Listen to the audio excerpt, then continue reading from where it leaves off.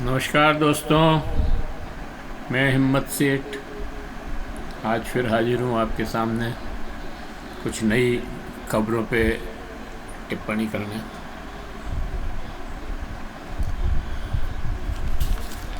आज दोस्तों एक तो सुप्रीम कोर्ट से बड़ी खबर है।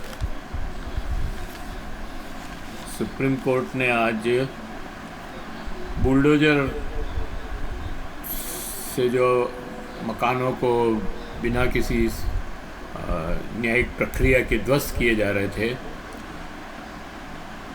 उसको लताड़ लगाई है और कहा है कि इससे तो कानून ही ध्वस्त हो जाएगा। और जो मकान गिराए जा रहे थे लोगों के बिना किसी न्यायिक प्रक्रिया के, उदयपुर में भी एक ऐसा वाक़या अभी हुआ है। और एक महीने पहले आपको मालूम ही है कि दो छात्र जो भटियानी चोट्टा के सरकारी स्कूल में 10वीं क्लास में पढ़ते थे, उन दोनों के बीच में कोई स्कूल की बात को लेकर विवाद हो गया आपस में, और उसके ऊपर 2-3 दिन से चल रहा था विवाद। तो एक लड़का जो है वो चाकू लेकर के आया और उसने देवराज को चाकू घोंप दिया। उसके जांघ में लगा चाकू, उससे ब्लड निकला और इतना ब्लड निकला, उसको अस्पताल ले जाने में देर हुई। उसका इतना ब्लड निकला कि उसकी मृत्यु हो गई। तो उस समय जब उसकी मृत्यु हो गई तो हिंदू संगठनों ने जो सांप्रदायिक सद्भाव को बिगाड़ने के मूड में हर वक्त रहते हैं, हर छोटी छोटी बात पर इस तरह के जुलूस प्रदर्शन और बाज़ार बंद कराना और ये सारी बातें करते हैं, और तो उन लोगों ने इस घटना को भी सांप्रदायिक रूप देना चाहा और हिंदू मुसलमान का झगड़ा बता करके, और ये कोशिश की कि ये तो बच्चों के थ्रू मुसलमान जो है हिंदुओं को मारने का काम कर रहे हैं।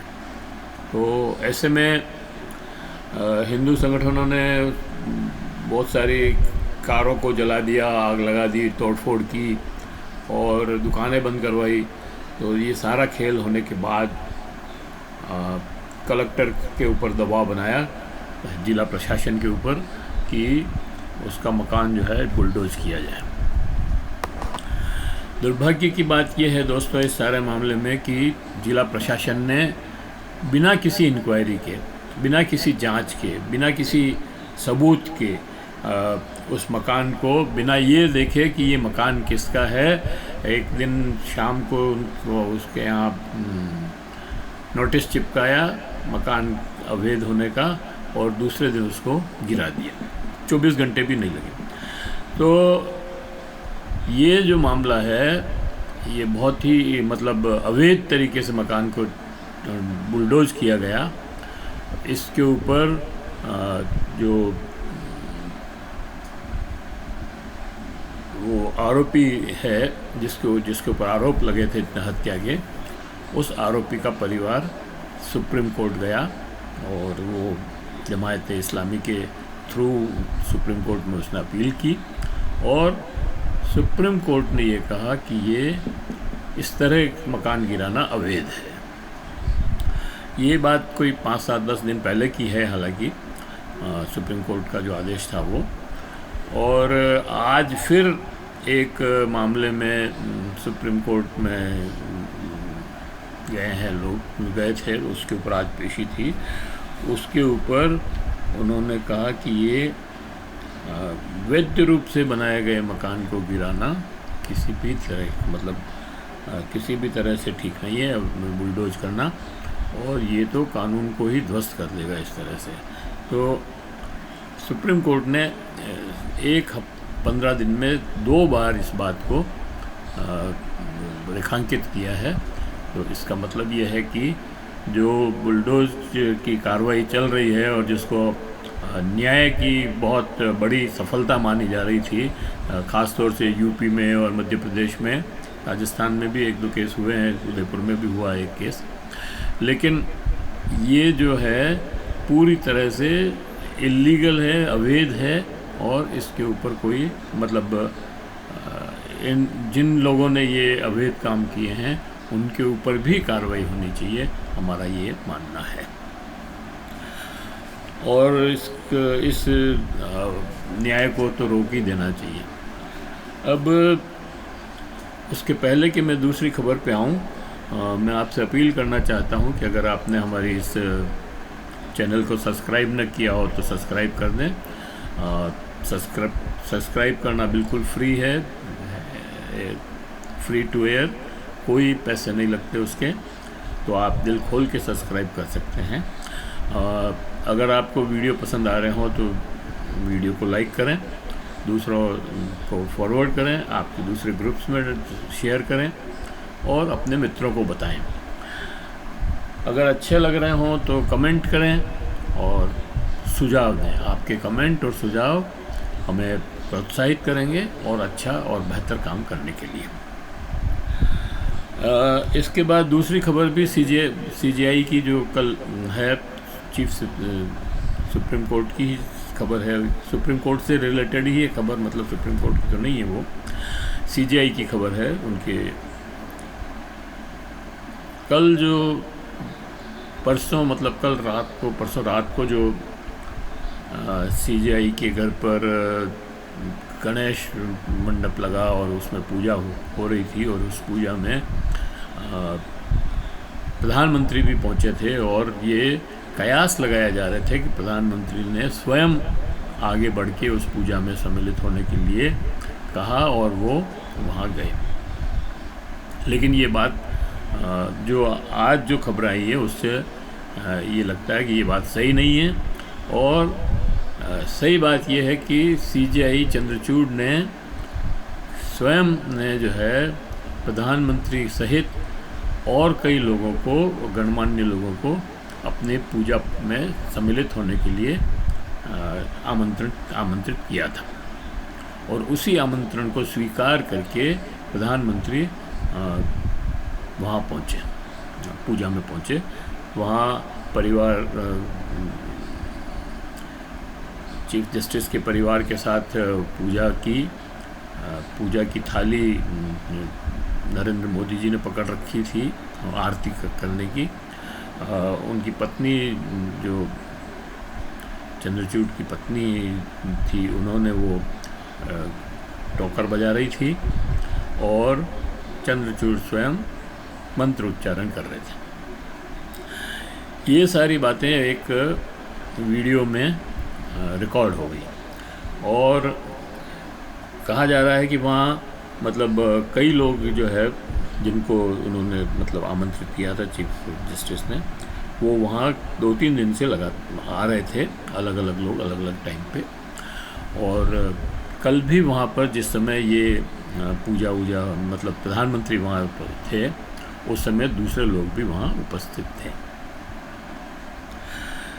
लेकिन इसमें शातिराना काम जो हुआ है वो ये है कि जो वीडियो रिकॉर्डिंग हुई या जो वीडियो रिकॉर्डिंग रिलीज़ की गई, प्रधानमंत्री के ट्विटर हैंडल से रिलीज़ की है, पीएम ऑफिस से रिलीज़ हुई है ये, और उसमें ये दिखाया गया है कि उस पूजा के फ्रेम में और कोई अतिथि नहीं है, सिर्फ प्रधानमंत्री हैं और वो परिवार पूरा जो उसमें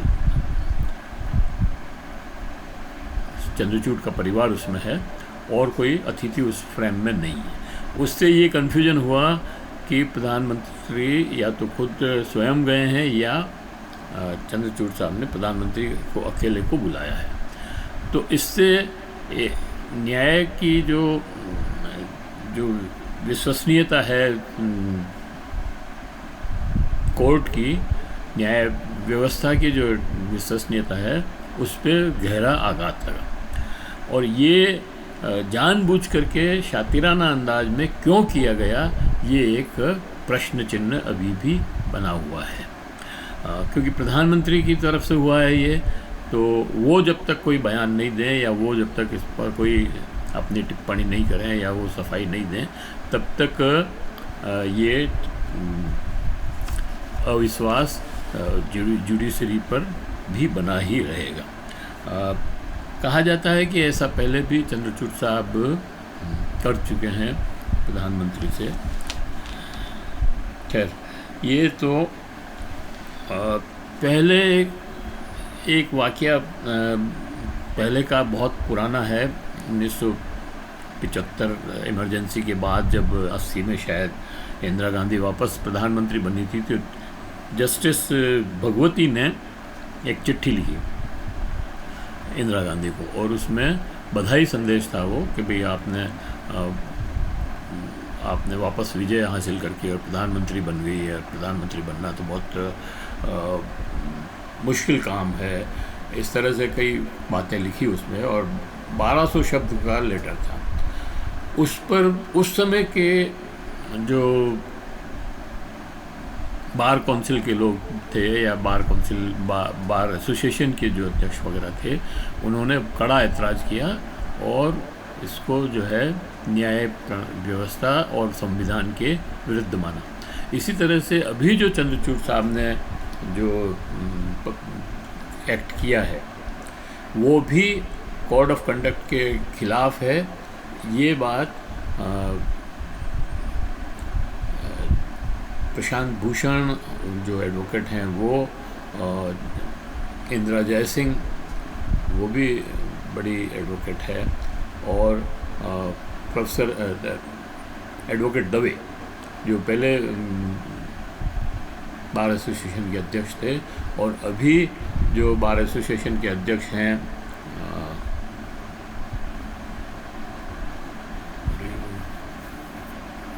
उन्होंने भी जो है इस एक्ट को सही नहीं माना।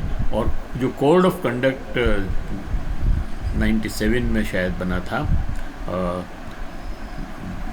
सुप्रीम कोर्ट ने ही एक कोर्ट आदेश दे करके बनाया था, वो उसका वायलेशन है ये।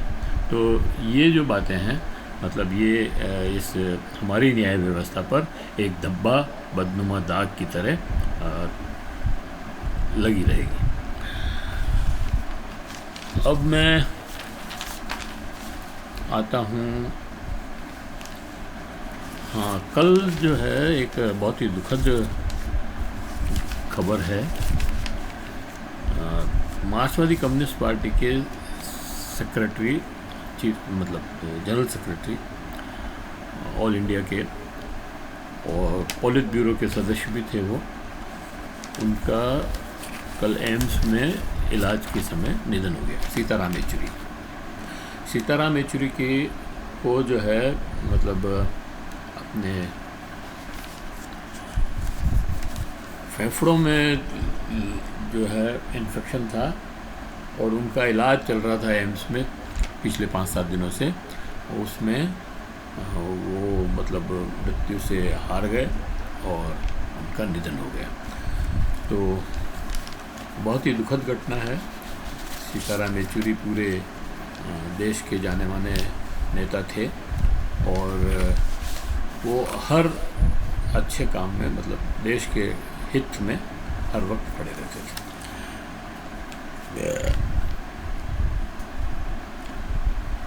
उनकी निधन पर हम शोक संदेश श्रद्धांजलि अर्पित करते हैं और नमन करते हैं। उनका जन्म तो तमिलनाडु में हुआ था, लेकिन उनकी प्रारंभिक शिक्षा जो है और बचपन जो है आंध्र प्रदेश के हैदराबाद में बीता। हैदराबाद में स्कूल में पढ़ने के बाद वो उनका वहाँ पर किसान आंदोलन जो हुआ था तेलंगाना में, हथियारबंद आंदोलन था वो, उसके बाद वो वहाँ से दिल्ली आ गए। दिल्ली के एक स्कूल से उन्होंने 10वीं पास की, और फिर नहीं, 10वीं तो उन्होंने आंध्रा से ही पास की थी। कॉलेज एजुकेशन जो है उन्होंने दिल्ली में ली, और दिल्ली में फिर ग्रेजुएशन पीजी जो है उन्होंने जवाहरलाल नेहरू यूनिवर्सिटी से किया। और जवाहरलाल नेहरू यूनिवर्सिटी में जब वो पढ़ रहे थे, तब ही वो वहाँ के जवाहरलाल नेहरू यूनिवर्सिटी के यूनियन स्टूडेंट यूनियन के नेता हो गए थे और यूनियन के अध्यक्ष भी बनाए गए थे। उसके बाद वो स्टूडेंट फेडरेशन में भी बन गए थे, सदस्य बन गए थे उसके, और उनको राज्य कमेटी और केंद्र की कमेटी में ले लिया था। और केंद्र की कमेटी में 86-87 में वो स्टूडेंट फेडरेशन मार्क्सवादी पार्टी के अध्यक्ष बन गए थे। उनको आपातकाल में उन्होंने मतलब वो पीजी के बाद उन्होंने पीएचडी के लिए फॉर्म भरा था, लेकिन उस समय आपातकाल लग गया था और आपातकाल में उनको सरकार ने गिरफ्तार कर लिया और जेल भेज दिया। 19 महीने जेल में रहने की वजह से वो फिर पीएचडी उन्होंने छोड़ दी।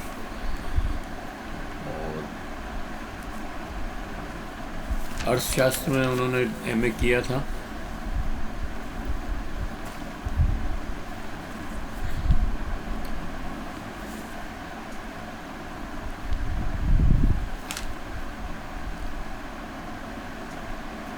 और 85 में वो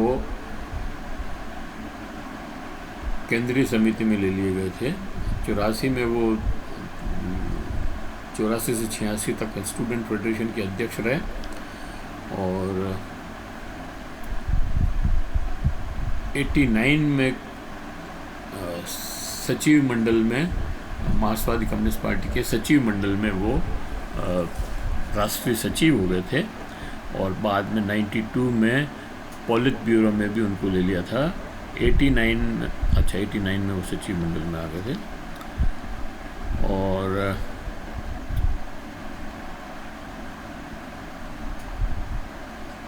वो जो है 89 में सचिव मंडल में, 92 में पॉलिट ब्यूरो के लिए चुने लिए गए थे और पिछले 8-10 सालों से वो राष्ट्रीय महासचिव थे। वो एक पार्टी का जो पीपुल्स डेमोक्रेसी के नाम से एक साप्ताहिक अखबार निकलता है उसके संपादक भी थे।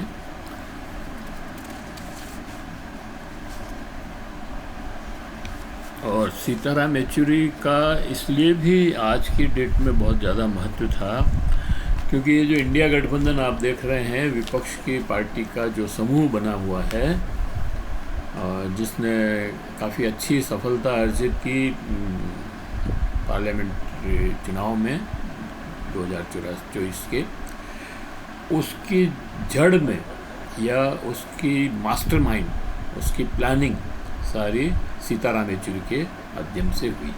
और ये सारे नेताओं से मिले और उनको इकट्ठा करने में, उनको एक साथ लाने में इनका सबसे बड़ा काफ़ी बड़ा रोल है।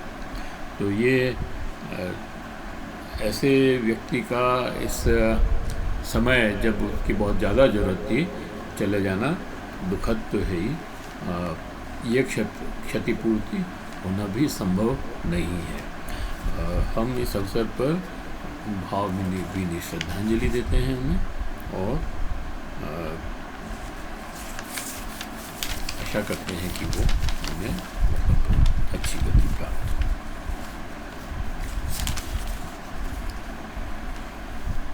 तो ये कुछ खबरें थी, बात तो और भी करनी थी, ख़ास तौर से रूस यूक्रेन युद्ध के बारे में, क्योंकि यूक्रेन को अब लॉन्ग रेंज के हथियार मिलने वाले हैं। अमेरिका ने ये बात कह दी है। लेकिन रूस ने यूक्रेन को यूक्रेन जो है रूस की सीमा में घुस गया था और वहाँ पर उसको रूस ने फंसा दिया है और बहुत भयंकर रूप से उसने सुमी पर और अटैक शुरू कर दिए हैं। वहाँ तो सेना सरेंडर कर रही है। कुपियांस में तो यूक्रेन की सेना कुपियांस में तो सरेंडर कर रही है। वहाँ काफ़ी सेना के यूक्रेन के लोग मारे भी गए हैं। और इधर कीव्स पे और सूमी पर और इधर जो है बहुत ज़ोरदार हमले हो रहे हैं रूस के द्वारा, और उनके जो आयुध डिपो हैं और जो एयर बेस हैं उनको ध्वस्त कर दिया। तो ये मतलब अभी जेलेंस्की जो है, अब जेलेंस्की ने ये माना है कि हमारे पास हथियार की कमी है, हमारे पास सैनिकों की भी कमी है, और वो शायद अब सरेंडर करने के मूड में भी हो सकते हैं। हम चाहते हैं कि ये युद्ध जितना जल्दी हो रुके और मानव क्षति जो है बंद हो, ये जो विध्वंस हो रहा है इसको भी रोका जाए। यही बात जो है हम गाजा और हमास और इज़राइल और हुती और हिजबुल्ला और ईरान और इन सब के बीच में भी कहना चाहते हैं कि इस युद्ध को किसी भी तरह से रोका जाए, क्योंकि युद्ध जो है किसी भी समस्या का हल नहीं है। हल तो आपको बातचीत की टेबल पर आकर ही बैठ करके ही करना पड़ेगा। बिना बातचीत के कोई हल नहीं होती, किसी भी समस्या का हल नहीं हो सकता है। इसलिए युद्ध को बंद किया जाए, ये हमारी अपील है। और मतलब इज़राइल द्वारा जो जेनोसाइड हो रहा है, मतलब कत्लेआम हो रहा है, उसको तो सब बड़े राष्ट्र मिल करके उसको रोकने का प्रयास करना चाहिए। ये वीडियो हम यहीं समाप्त करते हैं। आशा है आपको ये वीडियो पसंद आएगा। अगर पसंद आए तो इसको लाइक करें और चैनल को सब्सक्राइब करें। चैनल अगर आपने सब्सक्राइब न किया है तो ज़रूर सब्सक्राइब कर दें और बेल आइकन दबाना न भूलें। वीडियो लाइक करें और शेयर करें और लोगों को, अपने मित्रों को भी बताएं, और कमेंट बॉक्स में जाके कमेंट लिखें और सुझाव दें। आपके कमेंट और सुझाव हमें और बेहतर करने की ओर अग्रसर करेगा। जय हिंद, जय भारत।